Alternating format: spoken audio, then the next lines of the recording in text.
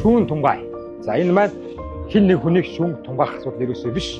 За манай Улаанбаатарт маань маш олон хүн болон хүн үйлдвэрүүд байт юм байна. Тэд бүгд маань усаа ямар шүүтрүүгээр төв цэвэрлэх байгууллагын шахт юм байна. За тэгэхээр миний уриалга Улаанбаатарын бүх үйлдвэрүүд байна. Дэрэгдээ хаягдл усаа урьдчилан цэвэрлэдэг үйлдвэртэй гоёо.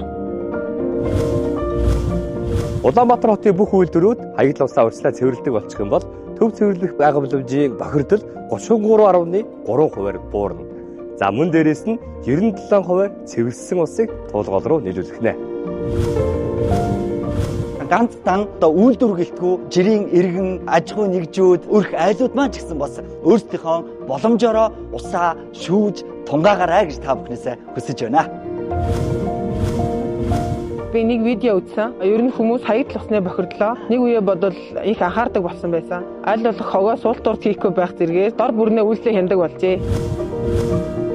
Усны асуудал бол бидний ирээдүйн асуудал. Тиймээс хүн болгон тус бүрдээ усыг зөв зохистой, арга гамтай хэрэглэж, их дэлхийгээ хайрлах хэрэгтэй. Энэ бол хүн болгоны үүрэг хариуцлага.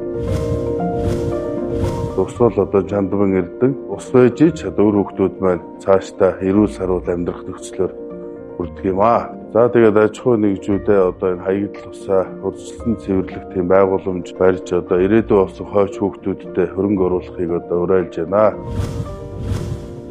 Хамтдаа оролцож, Хамтдаа шийдэцгээе. Шүүн Тунгаай. Шүүн тунгаай. Үйлдвэрийн хаягдл усыг урьдчилан цэвэрлэх аян.